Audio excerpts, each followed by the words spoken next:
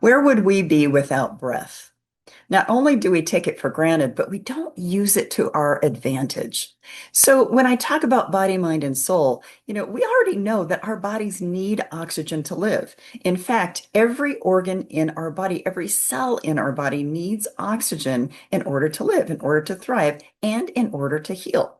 From a mind perspective, what do most modalities do when they try to slow down racing thoughts or overthinking or fearful thoughts? Well, they bring you to your breath. They bring you to a place where you can center. And so, from a mind perspective, we have to have oxygen also. It helps us get clearer. From a soul healing perspective, to me, air and breath is essential in the process of executing any kind of soul healing practice whatsoever. Now, yoga has used breath for ages. Tai Chi has used breath. Lots of different modalities have used breath in order to get people focused. And when it comes to soul healing, what is soul healing? Soul healing is basically looking within, taking the time to look within, taking the time to align your life for radiant living. So that is one of the things I say all the time is that soul healing is part of aligning your life for radiant living. How do we do that if we don't slow down enough to pay attention to what's going on inside of us? So, to me, breath is essential in getting you to that place. So, whether I teach individual clients breathing exercises to bring them into a centered place, whether I'm teaching groups to do the same, I'm teaching this in my Soul Health Scholars program is to basically use breath in order to get yourself centered.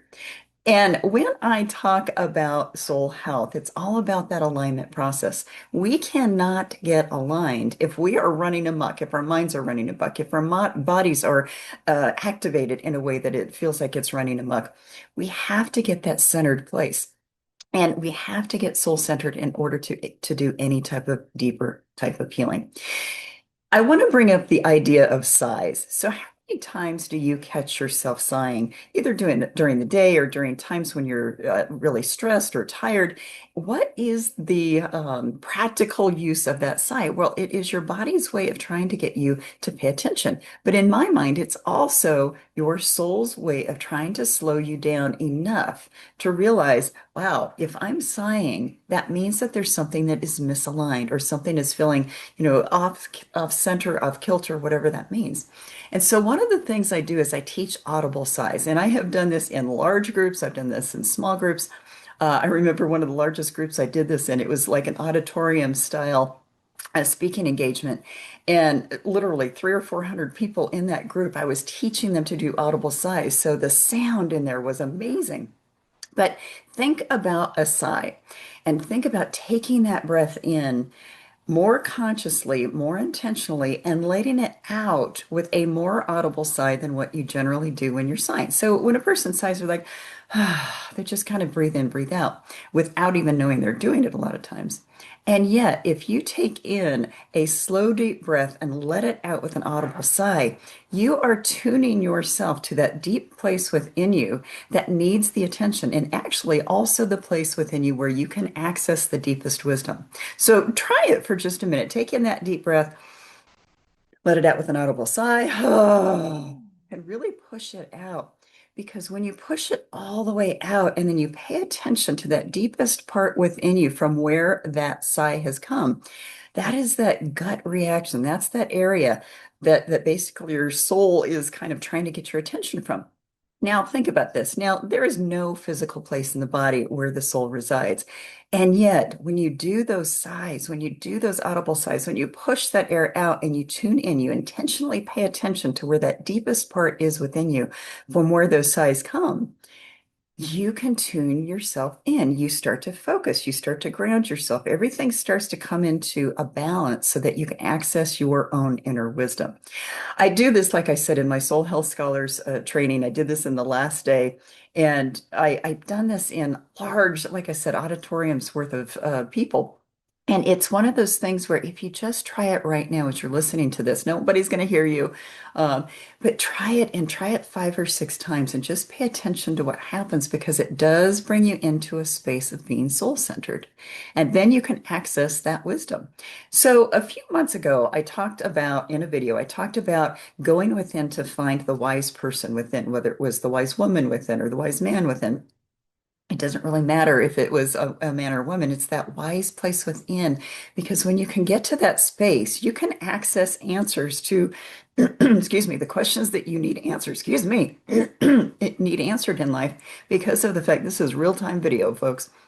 But this is where you can get that breath in and you can get soul centered to the place where you can stop long enough to answer the questions you need that have been swirling around in your brain forever. It can also help you get to the place where you know what needs to be healed. And so I never want to assume that I know what needs to be healed. I want to help the person access that for themselves. And so a lot of times I will take people on soul journeys. I will get them focused on their breath. I will take them deep within. I have a system I use to have people kind of go in and access that inner wisdom. And then basically they can answer their own questions. And I like to do that. I like to empower other people to use their breath to ground themselves to get into that place of answering their own questions. Because how is it that someone's going to access someone else in the middle of the night when you're thinking crazily about all these different things, all these different scenarios? I do this for myself. If I wake up in the middle of the night, I access breath in order to go within. I get my answers, I go back to sleep. A lot of times I have these times when, again, I'm in the middle of the day and I'm rushing around, whew, and I remind myself to breathe. I remind myself to anchor myself within the moment so that I can function and overcome whatever is going on around me. So we don't utilize breath enough. We don't take the time to use the most basic part of our life, the most unconscious part of our life. We don't take time to make it useful to us. We don't take time to realize it is a tool. And so when I talk about soul skills, breath is absolutely one of them. There are lots and lots of different ways to center yourself with breath. Now, I will say this, and this is one that I really like for myself, and I teach people this left and right.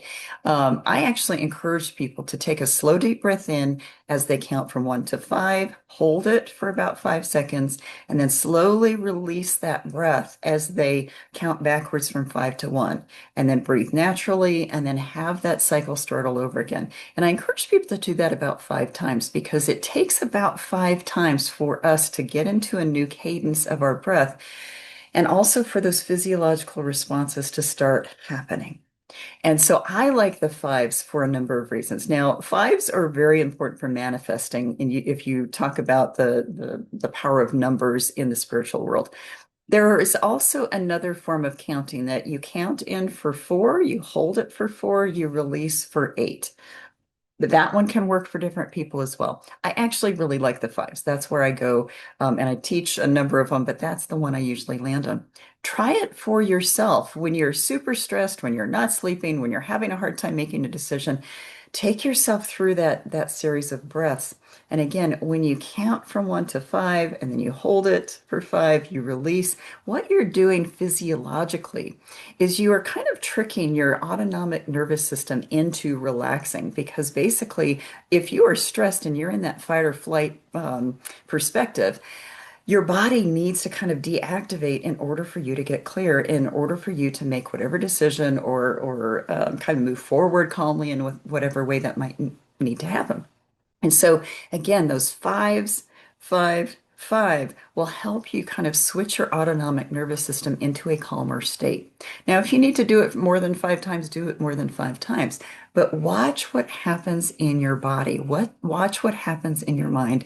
And most importantly, watch what happens within your soul, because this is a hands-on tool. This is research-based. This actually helps shift everything in body and mind, but people don't know how to measure the soul. Only you can measure the soul and the impact on it. So that is one way to start using breath. Strangely enough, if you are having a hard time catching your breath, one thing to do is practice or play like you are hyperventilating. So basically reset your body by going and then take a slow deep breath out, in and out. And you can do that 2 or 3 times, and you can actually notice again your nervous system settling. But sometimes we have to trick our systems in order to use our breath to the most extent. But if you play with breath, if you play with those kinds of ideas of, okay, we have to make more conscious the unconscious, this is one of the most basic elements. Now, when I talk about conscious evolution, I talk about the fact that we have to bring things to consciousness. We have to bring things to awareness. We have to more intentionally think about things in order to evolve beyond whatever is getting in our way. And the single most effective way to do that is start to use your breath. Now, there are lots of breathing classes out there. There's holotropic breathing, there's deep breathing, there's progressive muscle relaxation, which incorporates breathing. There's all these different kinds of breathing methods out there. But use the ones that are simple for you and the quickest for you. I personally, again, I like the fives because it's easy to remember. You're focusing on the thought of counting, so those extraneous thoughts are not in your way. And so that helps you kind of just focus on the breath more. And it also helps your physiological state just relax and settle in so that you can calm your mind and you can also get to that space of soul. So, just some things to play with, but think about how many times a day you breathe without thinking. Think about how many times a day you might sigh, and that's actually a cue from your soul to basically say, hey, I need a little grounding here. I need a little centering here. I need a little bit of alignment here, because that breath is your golden nugget. That breath is your tool to get you aligned. And again, soul health is all about aligning. Well, aligning your soul, but aligning with spirit for radiant living. So it's aligning yourself so you can live a more radiant life. There is so much going on in the world right now, so much going on in the world right now. And without those basic tools, we will get off center. And breathing is one of the things that I would highly recommend in the months to come as more and more stress happens around the world. Because if you can stay centered, if you can use your breath to stay centered and grounded, it is going to get you through a lot of things. It will get you out of that worry mind, that sort of rapid thought of what could happen, and it will help anchor you in the reality of what's actually happening. So play with breath. Now, for those of you who are on my newsletter, you already realize that I have an acronym for B.R.E.A.T.H.E, so for breathe. And if you are watching this video and you want to know more about that, then go to my website at www.Dr.KatherineT.Kelly.com and look under the blog for November of 2025, so this month. And basically, you will be able to read through and understand what that acronym is. Because again, I have all these acronyms and there's all these different things that I try to push out there so people can have tools so they can, again, live a more radiant life. So take a look at that and take a look at your own breathing, because this is one of the things that will make the biggest difference in the world. Now, I'm going to say one other thing before I go, and it's related to the soul itself. So I talk about over and over again, I've talked about the fact that the soul's most natural state is joy and contentment. Now, the other thing that I think about with this is that we cannot have joy and contentment if we are not grounding ourselves. And so, from a metaphysical mind body perspective, the interpretation of lung problems or breathing problems is difficulty or inability to bring in the joy of life.